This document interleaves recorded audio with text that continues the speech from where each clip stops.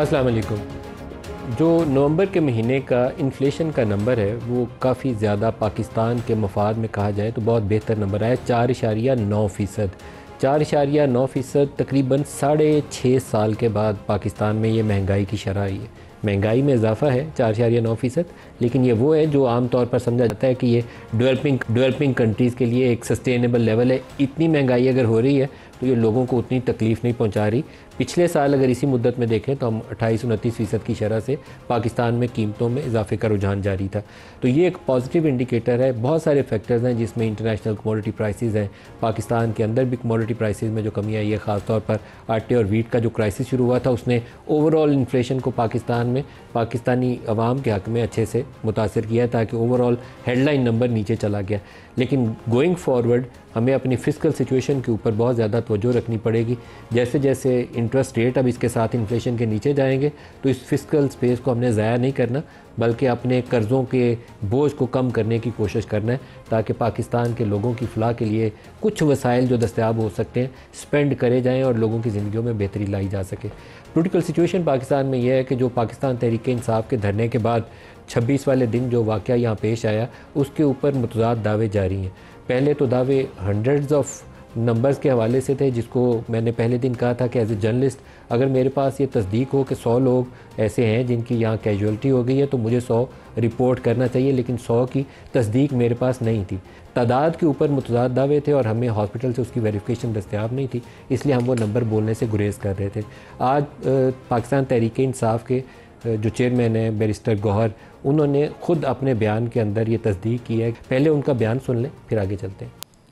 खान साहब को आज प्रोटेस्ट और इसके साथ होने वाले वाक़यात पे पहली मर्तबा बहस हुई। खान साहब को इसका कोई पता नहीं था कि 26 तारीख को क्या हुआ है। खान साहब ने सबसे पहले सारे शोहदा पे बड़े ताज़ियत और अफसोस का इजहार किया है। इसके साथ ही खान साहब का पैगाम यही है कि आप कौमी असम्बली की इजलास को रिक्विजिशन करो, पार्लियामान के अंदर आपने एहतजाज भी करना है। आज सबको ये कहूँ, खान साहब के बारे में जो खबरें चला रही थी उनके सेहत के बारे में या ये कि वो अडियाला जेल में नहीं थे, वो भी सारी खबरें गलत है। दूसरी बात, 12 शहादतें हुई हैं। हमने ऑन रिकॉर्ड कहा है कि जो सैकड़ों लोग कह रहे हैं उनको हमने डिसोन किए हैं। नेक्स्ट लाए अमल इंशाअल्लाह ताला खान साहब बाद में ऐलान करेंगे।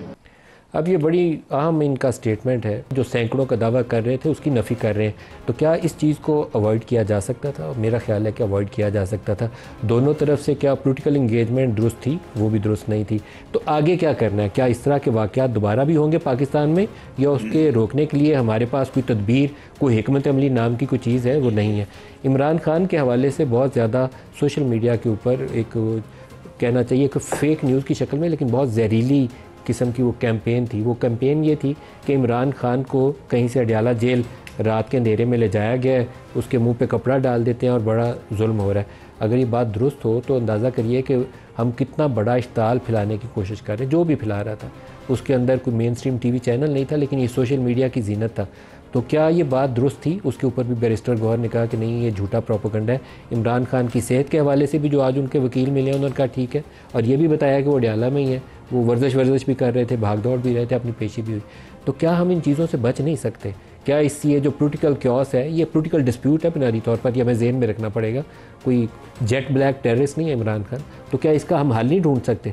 ढूंढ सकते हैं। अपने प्रोग्राम में जो शुरा हैं वो तमाम इशूज़ के ऊपर रहेंगे। स्टूडियोज़ में हमारे साथ हैं जनरल जाहिद महमूद साहब, मारूफ डिफेंस एनालिस्ट हैं। जनरल साहब बहुत शुक्रिया आप हमारे साथ शामिल हो रहे हैं।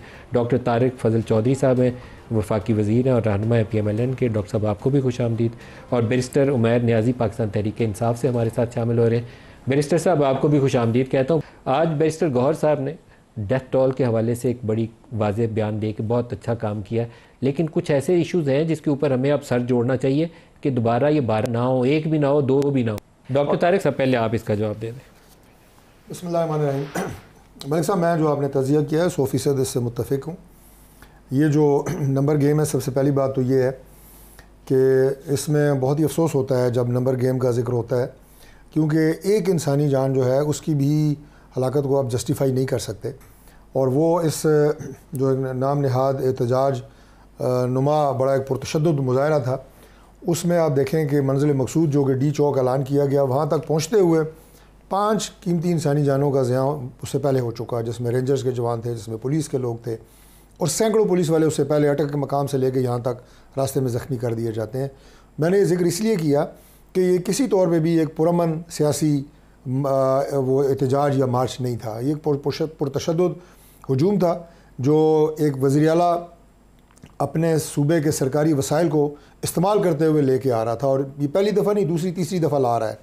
और उसके बाद यहाँ पे जो क्लेम किया जा रहा है वो भी इंतहाई अफसोसनाक है कि पाकिस्तान तहरीक इंसाफ का ये रवैया कि सैकड़ों की तादाद में, पहले तो हज़ार तक गए हैं, ये सैकड़ों की तादाद में यहाँ पे लाशें गिराई गई हैं, और ये बात इन्होंने पूरे मुल्क में अपने सोशल मीडिया टीम के ज़रिए और उसके बाद पूरी दुनिया में जो लोग इनके बाहर बैठे हुए हैं जिन्हें कुछ यहाँ नहीं पता कि क्या हो रहा है, और उन्होंने बाकायदा पेड कैंपेन्स के ज़रिए प्रोपागेंडा किया, पाकिस्तान का नाम बदनाम किया, पाकिस्तान की दिफाई इदारों का नाम बदनाम किया, लॉ एनफोर्सिंग एजेंसीज के बारे में नफरत पैदा की। अफसोसनाक है, ये फैसले सारे कहाँ होते हैं?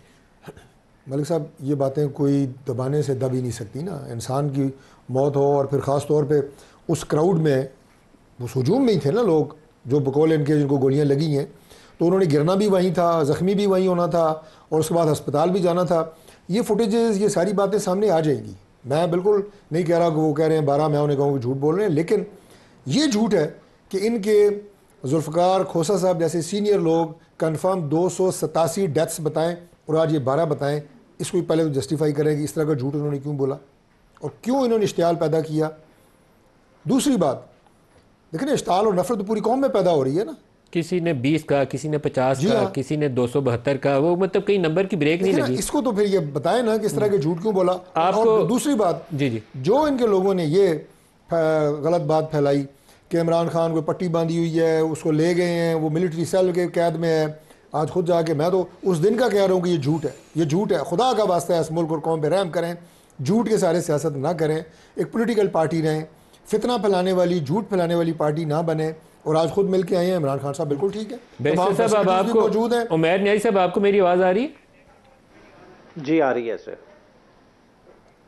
उमैर साहब, जो दावे थे सैकड़ों वाले, 50, 100, 272, one should be very reasonable to say कि वो कितने लोगों की डेथ हुई है, बहुत इश्तियाल फैलता है इससे। अच्छा देखें, इश्तियाल से हट के जो चीज़ देखने वाली है ना, देखें जो ऑपरेशन हुआ है, लोग आ रहे थे, ज़ख्मी हो रहे थे, या जिनकी डेथ हुई मोटरसाइकिल पे लोग ले जा रहे थे, ये सबके सामने थे।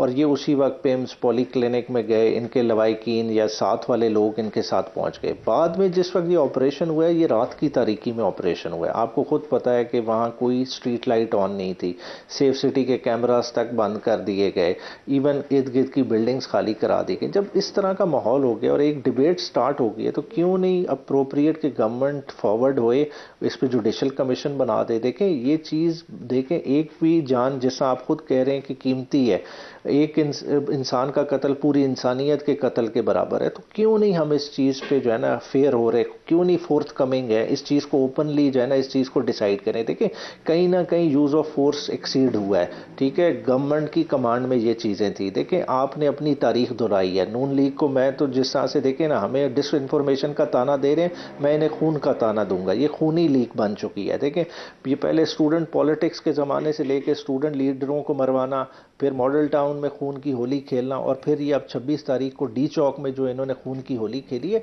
इसकी कोई जस्टिफिकेशन नहीं है। देखें पॉलिटिकल डिफरेंसेस इस तरह से सेटल नहीं होते। आपने जो इश्तियाल, ये नंबर से नहीं आया, जो लोग मारे हैं, देखें उनके जनाजे हुए हैं, लोग डिफरेंट जगहों पे गए हैं, उनकी बुलेट रिडन बॉडीज उनके इलाके वाले लोगों ने दी। आपने क्या मैसेज दिया? इससे खौफ नहीं आना, इससे इश्तियाल पैदा होता है। और देखें अब मैं एज ए पार्टी भी, पॉलिटिकल पार्टी भी, पीटीआई के एंगल से सोचूं तो मुझे अब जो है ना इस चीज़ से जो है ना काफ़ी कोफ्त हो रही है कि अब देखें कि अगर इस तरह से पॉलिटिकल डिसेंट को ट्रीट किया जाएगा तो कल को पॉलिटिकल स्पेस तो रहेगी नहीं। हम कल को इकट्ठे किस तरह से बैठेंगे पार्लियामान में? ये बड़ा अहम सवाल है जनरल साहब, लेकिन आप पहले थोड़ा सा हैंडलिंग के ऊपर आपसे चाहूँगा कि राय दें। आमतौर पर मॉब हैंडलिंग के लिए कुछ बुनियादी असूल व ज़वाबित होते हैं, क्या उसको पामाल किया गया? उस दिन कोई वायलेशन हुई उसकी? जी बिस्मिल्लाहिर्रहमानिर्रहीम। पहले तो नदीम साहब थैंक्स फॉर द इनवाइट। देखिए मैं ये समझता हूँ कि what ever has happened on 26 and what ever is happening for last 1 year almost now, ये कोई स्टेट के लिए अच्छा नहीं हो रहा। ऑफ कोर्स शहादतें हुई हैं, अगर अमवात की रिपोर्ट है आई एम श्योर हुई होंगी दोनों तरफ से। ये बेसिकली पाकिस्तान का नुकसान हुआ है। जो पाकिस्तान के सरकारी इदारों के या सिक्योरिटी एजेंसीज़ के लोग हैं उनकी जो शहादतें हुई हैं वो भी पाकिस्तानी हैं, उससे भी स्टेट कमज़ोर हुई है, चैलेंज हुई है पहले और फिर कमज़ोर हुई है। और अगर कोई वर्कर्स भी शहीद हुए हैं तो देखिए ये वर्कर्स जो होते हैं ना, ये जमहूरियत की, मैं इतना पॉलिटिकल आदमी तो नहीं बट इतनी छोटी सी चीज़ ज़रूर समझता हूँ कि हमारे वर्कर्स जो हैं जमहूरियत का असल हुस्न वो हैं, स्टेट का असासा है, वो हम सब का असासा है, चाहे वो पीपल्स पार्टी में हो, नून लीग में हो, पीटीआई में हो, किसी भी पार्टी में हो। कोई भी वर्कर की जब डेथ होती है ये वो लोग होते हैं जो जमहूरियत के लिए कुर्बानियाँ भी देते हैं, आवाज़ भी उठाते हैं और जमहूरियत को सीधी लाइन पे लाते हैं। तो ये ओवरऑल पूरे पाकिस्तान का नुकसान हुआ है। इसे कंपार्टीशन करने से हम बुनियादी तौर पर पाकिस्तान को और कमज़ोर करेंगे। अब जो आपने क्या गवर्नमेंट ने हैंडल ठीक किया इस इवेंट? जी मैं मलिक साहब उसी तरफ आ रहा हूँ। हैंडलिंग जहाँ तक है, देखिए ये जो जब क्राउड इतना ज़्यादा हो जाता है, देखिए उसमें एक इस्लामाबाद में जिस तरीके से हाई कोर्ट ने डिसीजन भी लिया था, आई थिंक जो हमें ख़बरें आ रही हैं आई एम श्योर के पहले संजानी के मकाम पर या जो किसी और अल्टरनेटिव मकाम पर कुछ लीडरशिप एग्रीड थी कि वहाँ पे ही हो जाता, जो इनिशियल यहाँ से शुरू हुआ, तो प्रॉबेबली वहाँ से थोड़ी सी ज़्यादती पीटीआई की तरफ से हुई कि they went beyond their means, और ऐसे लगता था कि जैसे हॉक्स ने शायद हाईजैक कर लिया उस पूरे क्राउड को। This is my personal assessment, ऐसे लग रहा था कि वो हाईजैक हुई है और यहाँ पर लाई गई। गवर्नमेंट की तरफ से भी जो इनिशियली स्टेटमेंट्स दी गई बिफोर दी इवन दीज सर वुज़रा के बयानात हैं लाइव प्रेस कॉन्फ्रेंस के अंदर, वो जो 5 मिनट लगेंगे। जी हाँ, वो जो बयानात है मैं एग्जैक्टली वही बात करें तो वो ऐसे बयान लग रहे थे कि जैसे कोई बाहर से या कोई गैर मुल्कियों ने हमला कर दिया। कहने का मेरा मकसद ये है कि जो हमारे डेमोक्रेटिक इंस्टीट्यूशंस मिस हैंडल किया गया ना कुछ लोगों की जानिब से, तो इसके ऊपर कोई प्रोसेस नहीं है सर। गवर्नमेंट होता है, ये जो पावर है ना सर, ये बड़ी डेंजरस होती है। मैं पावर से ज़्यादा मैं जिस बात पे जोर देना चाहूँगा कि जो रिस्पॉन्सिबिलिटी है उस पावर के साथ उसको एक्सरसाइज करना चाहिए। लेकिन दूसरी तरफ देखिए तो सर कुछ एसओपीज होते हैं ना। जी हाँ, एसओपी मुझे पता है कराची में ये इवेंट्स होते थे तो रेंजर्स लगते थे, तो रेंजर्स की बड़ी क्लियरली उनको डायरेक्शन होती थी कि वो गोली इस्तेमाल नहीं हो सकती। अभी देखिए उसमें होता यह है कि हम लोग भी इंटरनल सिक्योरिटी ड्यूटीज़ करते रहे। देखिए ये बड़ा स्ट्रेस होता है और कोई भी पाकिस्तानी जो है, और ख़ास तौर पर जिस शोबे से मैं ताल्लुक़ रखा हूँ अफवाज पाकिस्तान, किसी को गोली का हुक्म देना इट्स नॉट एन ईजी, और ना ऐसा कभी हुक्म दिया गया। इससे बड़े बड़े वाक़यात पहले भी हुए हैं। 9 मई जो है इससे बड़ा वाक़या, ये याद रखिएगा, वहाँ पे तो मिलिट्री इंस्टॉलेशन जो थी वो अटैक हो रही थी। कोर कमांडर के घर वाले इवेंट पे अगर फायर नहीं हुआ, जी फायर नहीं हुआ तो ये कैसे हुआ? तो देखें अभी यही तो है कि अफवाज ने तो कह दिया कि जी हमने फायर नहीं किया। जब दोनों तरफ से फायर हुआ है या कहीं से भी जब फायर होता है तो वहां देखें टेक्निकल लोग डिप्लॉयड होते हैं, चाहे रेंजर्स जो डिप्लॉयमेंट की थोड़ा सा वजाहत करें। मेरे ख्याल में फर्स्ट लाइन पे तो आर्मी थी नहीं ना। नहीं, फर्स्ट लाइन आर्मी तो वो बिल्डिंग्स की डिफेंस के लिए थी। फर्स्ट आपकी पुलिस है, फिर देन रेंजर्स है। तो आपको यहाँ से इंटीरियर मिनिस्ट्री से you should hold interior ministry accountable कि ये कैसे हुआ। जी हाँ बिल्कुल, ये तो देखें मैं ज़रूर अपने इदारे से कहूँगा कि इसको ऐसे अनचेक जाने न दे। देखिए एक इसके ऊपर जितना आप आंखें बंद करें ना, डेटा रोकें, तो उससे ज़्यादा आपकी फेक न्यूज़ फैलती है। देखिए अब इस इंसिडेंट से नदीम साहब सबसे बड़ा जो पाकिस्तान को नुकसान हो रहा है वो जो फेक न्यूज़ की जो कैंपेन चलाई जा रही है, they are directly targeting the institutions. न वो किसी सियासी जमात को टारगेट कर रहे हैं, न किसी सियासी लीडर को। इसमें पॉलिटिक्स कहीं नजर नहीं आ रही, इसमें तखरीबकारी इस तरफ नजर आ रही है। जो डिजिटल टेररिज्म की हम बात करें कि स्टेट ऑफ पाकिस्तान को कमजोर किया जाए, जो अफवाज पाकिस्तान और अफवाज के दरमियान जो दरार है उसको और मजीद बढ़ाया जाए। तो मैं ये रिक्वेस्ट करूंगा अपने सब लोगों से, अपने भाइयों से, पाकिस्तान के लिए हमने सोचना है तो इंस्टीट्यूशन को खुदारा प्रोटेक्ट भी हमने करना है। डॉक्टर तारिक साहब, यहाँ एक जो सबसे बड़ा आई थिंक लर्निंग एक कर्व होता है ना, वो ये होना चाहिए कि आपको इस फेक न्यूज़ को डिफीट करने के लिए, इसको शिकस्त देने के लिए ज़्यादा ट्रांसपेरेंटली फ्लो ऑफ इंफॉर्मेशन को यकीनी बनाना चाहिए। मैं पहले दिन जब यहाँ प्रोग्राम करने बैठा था इस इवेंट के बाद, तो मैंने अपने रिपोर्टर से पहला सवाल ये किया कि मुझे ये बताओ कि कितने लोग हैं जो गोलियों के ज़ख्म से हॉस्पिटल में एडमिट हैं। वो डेटा दस्तयाब नहीं था, कोशिश के बावजूद भी नहीं मिल पाया। तो हमें जितना शफाफियत लाते हैं तो शायद ये सैकड़ों वाले और 272 और 287 वाले नंबर्स इससे बचा जा सकता था। मलिक साहब, गुजारिश ये है कि ये बात तो ना किसी ने छुपाने की कोशिश की है और ना ये बात छुपाई जा सकती है। मैं दूसरी दफ़ा आपके प्रोग्राम में ये बात कह रहा हूँ कि जो नंबर ऑफ़ डेथ्स हैं दोनों तरफ से उनको कोई छुपाए, ये ऐसा मुमकिन नहीं है, और ख़ास तौर पे इस्लामाबाद में मुमकिन नहीं है। ये जो हमारा ये डी चौक और ये सारा एरिया है, जो लोगों ने देखा है वो तो बिल्कुल जानते हैं, जिन्होंने नहीं भी देखा मैं अर्ज़ कर दूँ, ये एक डबल रोड है जिसके दोनों अतराफ़ में बड़े बड़े प्लाजे हैं और उस रोड की बात हो रही है। अब उस डबल रोड के ऊपर लाशें गिर रही हैं, किसी को पता नहीं है, फुटेज ना बने, तस्वीर ना बने, ये पॉसिबल नहीं है। लेकिन ये तहरीक इंसाफ का क्लेम है, भरा लेने इस बात का अभी भी कोई आर नहीं है कि आज तो गौहर साहब ने वो बयान दे दिया, 300 भी कह दिया तब भी ठीक था, आज वो 12 कह रहे हैं तब भी ठीक है। अब तो उनका एक वेरीफाइड नंबर कहना चाहिए था कि हमारे वो लोग जिन्होंने बगैर तस्दीक के ये झूठ बोला और इंतशार फैलाया कि 250 हैं 300 हैं, उनका किरदार जो है वो बड़ा मनफी है, मैं उसे कंडेम करता हूँ। और इस तरह का किरदार को हम कभी भी पॉजिटिव नहीं कहेंगे कि जो, या सियासी नहीं कहेंगे कि जो इस तरह के फेक न्यूज़ फैलाएं। और मैं आपको एक और बात बताऊँ मलिक साहब, मैंने बाहर का जिक्र इसलिए किया, मैं आपको पता है कभी भी किसी को मुल्क दुश्मन या इस तरह के अल्फाज कभी सियासत में मैं इस्तेमाल करने का कायल ही नहीं हूँ, लेकिन आपको कोई पता नहीं होता कि बाहर बैठे वो कौन से लोग हैं जो इस तरह की कंपेन्स को, जो पाकिस्तान के ख़िलाफ़ हैं, उनको फाइनेंस कर रहे हैं, उस पर पैसे दे रहे हैं, वो उसको प्रोजेक्ट कर रहे हैं, पेड कंटेंट लगा रहे हैं। वो हमारे मुल्क के कोई हामी नहीं है, वो हमारे मुल्क में कोई अमन नहीं चाहते, इंतशार नहीं चाहते।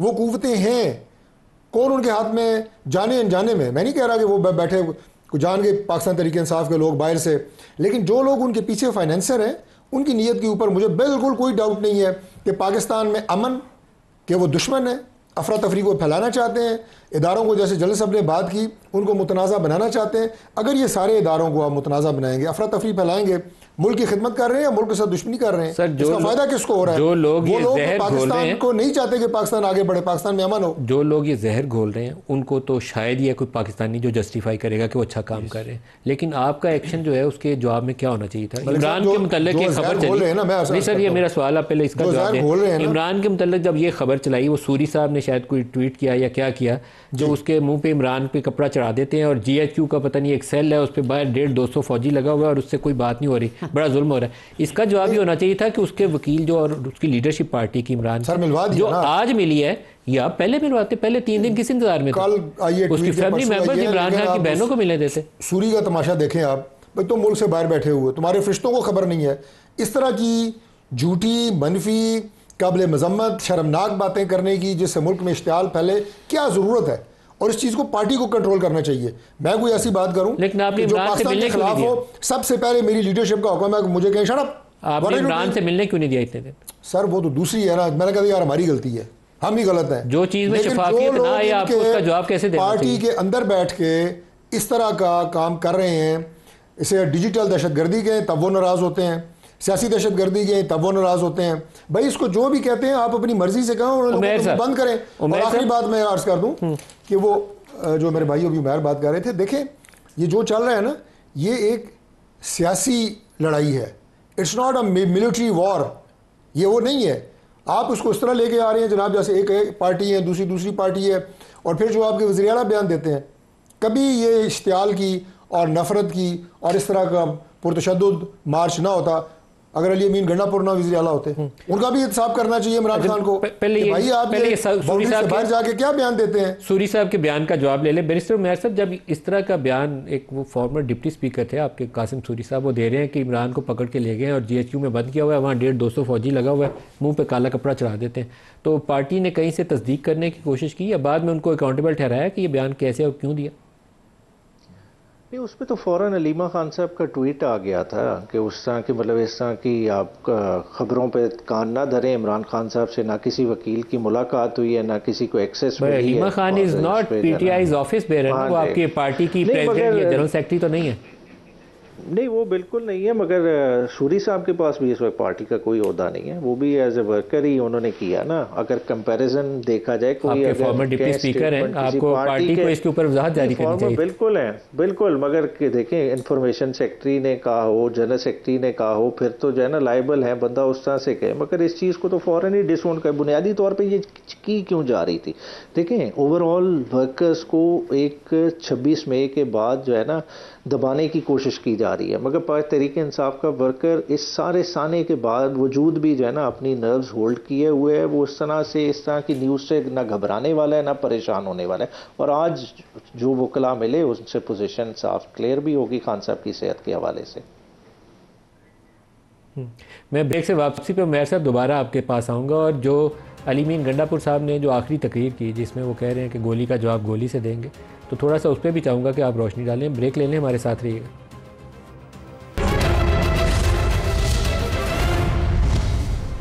प्रोग्राम में दोबारा खुशामदीद कहते हैं। 26 वाली रात को हम रफली एक नंबर हमारे पास था, लेकिन नंबर्स के ऊपर कोई तस्दीक हमारे पास नहीं थी। क्या ये जस्टिफाइड था जो कुछ किया गया? मेरे ख्याल में बिल्कुल जस्टिफाइड नहीं है, और हुकूमत को, प्राइम मिनिस्टर को खुद इनिशिएटिव लेते हुए इसके ऊपर तहकीकाती अमल को आगे बढ़ाना चाहिए और इंश्योर करना चाहिए कि जहाँ पे भी लैप्सेस आए हैं पीटीआई को साथ इंगेज करके उनको एड्रेस किया जाए। हमारे ही लोग हैं, यहीं की एक पॉलिटिकल पार्टी है, रॉन्ग स्टेप्स जो हैं वो आइडेंटिफाई करके उसकी इस्लाह करनी चाहिए। लेकिन उमैर साहब, एक सवाल आपसे मैं ज़रूर पूछना चाहता हूँ। जो अली मीन गंडापुर की स्पीच थी वो मुझे चीफ मिनिस्टर के तौर पर लगा कि बहुत ही काबिल इतराज़ स्पीच है, गुंजाइश नहीं है। जैसे 26 वाले इवेंट की गुंजाइश नहीं हो सकती ना, मैं चाहता हूँ कि लोगों को अकाउंटेबल ठहराया जाए। इस तरह मैं अली मीन की तकरीर को भी नहीं जस्टिफाइड समझता, उसको भी चाहता हूँ अकाउंटेबल ठहराया जाए। गोली का जवाब गोली से देंगे। हम लड़ाई की हालत में हैं इस वक्त या जंग की कैफियत में आपस के अंदर ही? अच्छा, मैं जी अली अमीन की आप स्पीच को देखें ना, वो एक तरह से शिकवे की सेंस में है। देखिए, प्राइमरीली इस वक्त तहरीक इंसाफ के हर वर्कर के ज़हन में या इवन हर पाकिस्तानी के ज़हन में सवाल क्या है? सवाल ये है कि गोली क्यों चलाई, और उसके जवाब में देखें वो क्या समझ रहे हैं। देखें, उसने एक प्रोटेस्ट को लीड किया, एक सिंपल प्रोटेस्टर आए। एट बेस्ट आप उनको क्या एट्रीब्यूट कर सकते हैं कि गुलेलों के साथ थे, ठीक है ना, गुलेलों से जो है ना वापस उनकी तरफ कर रहे हैं, या जो है ना बड़े बड़े पंखे ले आए कि आंसू गैस उन पे असर ना करे, वापस हवा जाए।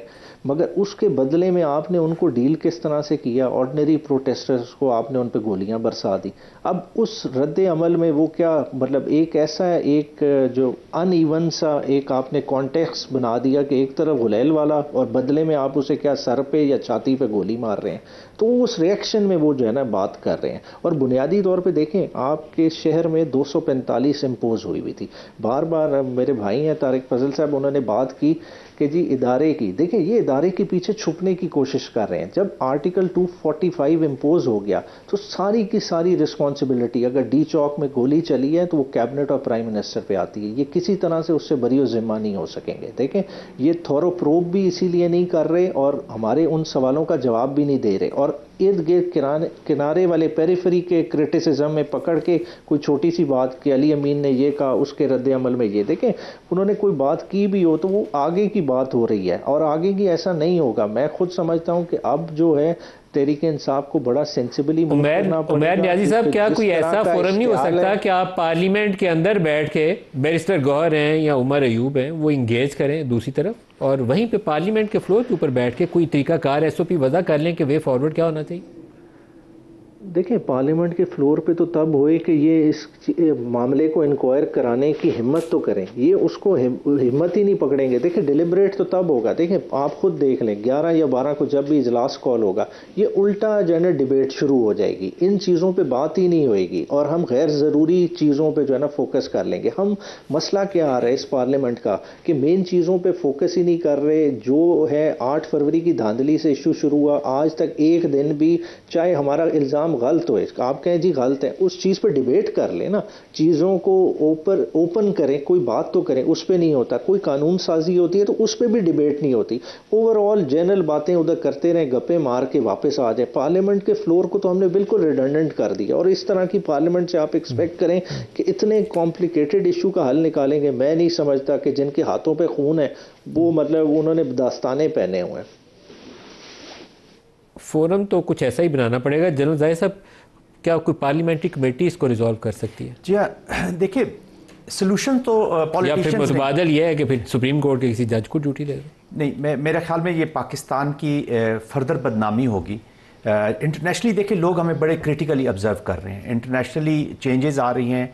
आप पूरा रीजन देख लें, इंटरनेशनल एप्लीकेशन देख लें, इस वक्त पूरा रीजन पाकिस्तान को बड़ा कीनली ऑब्जर्व कर रहा है इन ऑल स्फीयर्स। रीजन से ज़्यादा आपको वाशिंगटन में जो चेंज आ रही है उसके ऊपर नजर रखनी चाहिए। वो जो हमारे ऊपर, और ये जो थोड़ा सा रिस्पाइट हमें मिला है 6-7 बिलियन का, इट्स वेरी टेम्परेरी। ये हमारा अपना तो है नहीं कि हम इस पे देखिए। पाकिस्तान में मैं हमेशा नदीम साहब अभी कह रहा हूँ, जो मौजूदा सूरत हाल है इसके बीच में मेरी सजेशन ये है कि एक स्ट्रेटेजिक पॉज लाया जाए, खामोशी इख्तियार कर दी जाए सिवाय इकॉनमी और सिक्योरिटी के, और तमाम पार्टीज़ अपने आप को, तमाम इदारे, तमाम लोग अपने आप को पाकिस्तान सेंट्रिक रखते हुए अपने आप को रीऑर्गेनाइज करें। अपने पहले, सबसे पहले दूसरों की गलतियां गिनवाने से पहले खुद हम सारे अपने आप को देखें कि हमने पार्लियामेंट्री कमेटी बैठ के रॉन्ग स्टेप्स को आइडेंटिफाई कर सकती है। बिल्कुल कर सकती है, निशानदेही करे और जिम्मेदारों का तयन करे। देखें, विल की कमी है।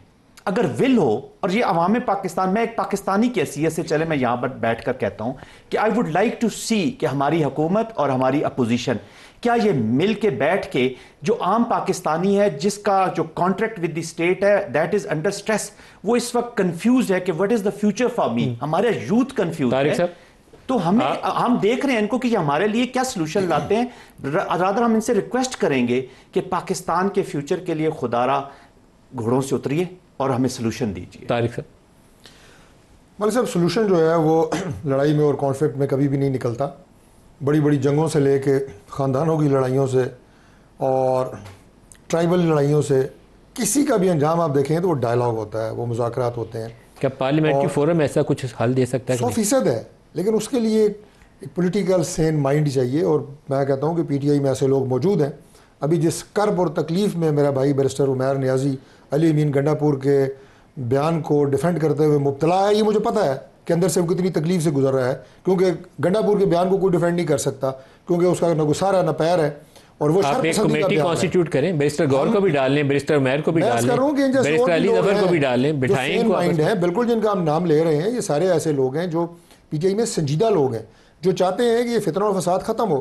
अगर ये गोली चलती रही तो भाई ये जो आप जिन गोलियों का इल्ज़ाम गवर्नमेंट पर लगा रहे हैं, उससे पहले 5 बंदे तो आप मार चुके थे। वो सरकारी बंदे, उनकी कोई माएँ बहनें, कोई बीवियाँ नहीं हैं, जो रेंजर्स और पुलिस के जवान हैं।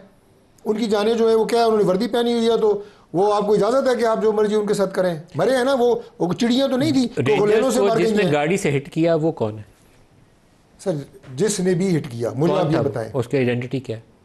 मुझे तो नहीं पता उसकी आइडेंटिटी क्या है, लेकिन मुझे आप ये बताएं, पहली बात हर तरफ कंटेनर लगे हुए थे, कोई शारा आम तो थी नहीं कि वहाँ ट्रैफिक जारी है और वहाँ से जनाब किसी ने हिट कर दिया। दूसरी बात ये है कि उसी हजूम के अंदर ही लोग थे जिन्होंने उनको हिट किया होगा ना, ये तो कॉमन सेंस की बात है। आप कह रहे हैं सारे रास्ते बंद थे, फिर पुलिस वाले 2 गए, ये बात जो है ना कि। और फिर मैं एक बात में वजाहत करना चाहता हूँ कि ये जो गवर्नमेंट को कह रहे हैं ना कि फायरिंग हुई या नहीं हुई, सवाल मैं इसकी कोई गारंटी नहीं देता कि फायरिंग हुई या नहीं हुई, लेकिन ये मैं गारंटी ज़रूर देता हूँ कि स्ट्रेट फायर नहीं हुआ, सीधा फायर नहीं हुआ। वो जो बात हुई थी ना कि सीधा फायर, वो डिप्लॉयमेंट थी जो आपकी डिप्लोमेटिक एनक्लेव पे थी, बेलारूस के सदर पीछे आए हुए थे, उन इंस्टॉलेशन के ऊपर जो डिप्लॉयमेंट थी वहाँ तक नहीं पहुँचे। ये आप डी चौक से इधर इधर रहे, जहाँ पे आप थे ये तो एक्सप्रेस चौक से भी पीछे थे, सीधा फायर नहीं किया गया। बंदे पाकिस्तान तहरीक इंसाफ के भी जो हमें उनको ख़ानदानों से, वो भी ज़ाहिर है हमारे भाई हैं। 2 लोग वहाँ पे भी गाड़ियों की टक्कर से जो है वो शहीद हुए हैं। ये मैं आपको बड़े यानी बावसूख तरीके से मैं आपको बता रहा हूँ। बाकी बुलेट इंजरी कोई है या नहीं है, उसके ऊपर आप कमीशन बनाएंगे, क्यों ना बनाएं, अब बना दे ताकि ये भाम दूर और शफाफियत। और दूसरी बात ये है, मैं मलिक साहब एक आखिरी बात, गंडापुर साहब जो है ना, जब वो आते हैं तो वो इसलिए नहीं आते कि मैं जा रहा हूँ एहतजाज के लिए, वो बाकायदा एक हमले की शक्ल में आते हैं। और स्टेट जो है ना, मैं वज़ीर रहा हूँ, वफाकी वज़ीर, मैं उस वक्त भी कहता था कि मैं एक पुलिस के सिपाही से नहीं लड़ सकता, क्योंकि वो स्टेट का नुमाइंदा है। मैं भले फेडरल मिनिस्टर हूँ, आप जनरल हो गए, एक सिपाही से लड़ सकते हैं? वो स्टेट है भाई, ये जो आपके रेंजर है, ये डॉक्टर तारिक फजल चौधरी साहब और बैरिस्टर, आप सबका बहुत शुक्रिया। एक ब्रेक ले लें, ब्रेक से वापसी पे एक और बड़ा मसला है कि जैसे ही हम पाकिस्तान में किसी पॉलिटिकल मैनेजमेंट का जिक्र करते हैं, पाकिस्तान में इंटरनेट चलना बंद हो जाता है। वन एरिया जो पाकिस्तान को बिलियंस ऑफ डॉलर अर्न करके दे रहा है, हम उसी को बिठा देते हैं। ब्रेक ले लें, वापसी पे पूछेंगे कि इसके साथ क्या हुआ।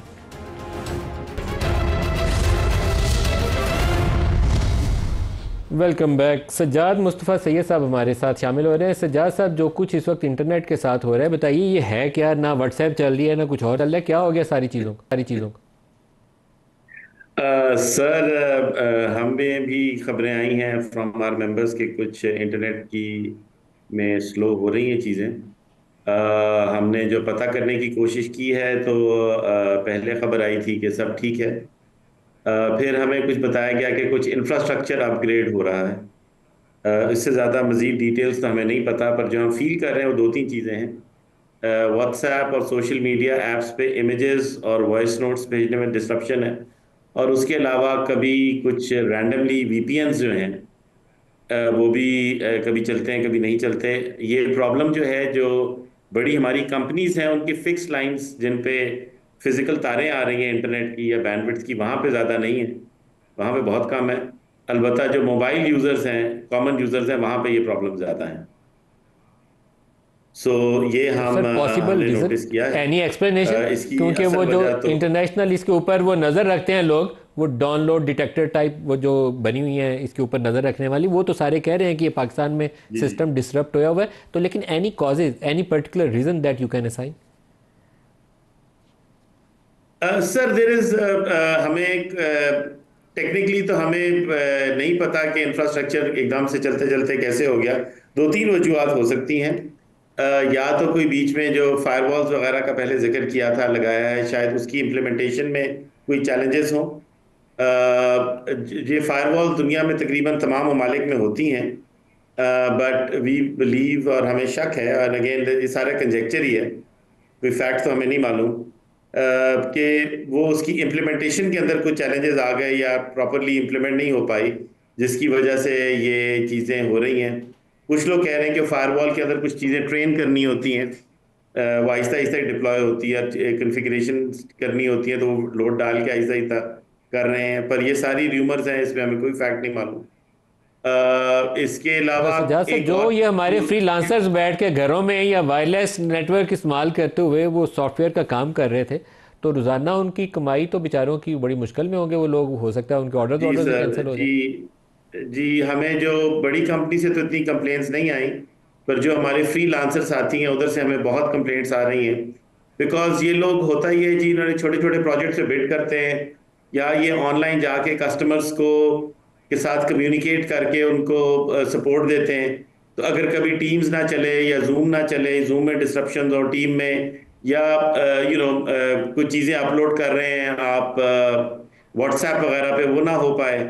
इस तरह हमारी बहुत सारे फ्रीलांसर्स डिजिटल मीडिया मार्केटिंग करते हैं जी, सोशल मीडिया मार्केटिंग करते हैं वो, कि कोई लोगो बना के पब्लिश कर दिया या कोई डिजिटल मार्केटिंग कर दी किसी कंपनी के अमेरिका में, तो वो नहीं कर सकते। और आजकल सर ग्लोबली जो है नदीम साहब, ये एक्सक्यूज देना बहुत मुश्किल है कि जी हमारा इंटरनेट बंद है मुल्क में।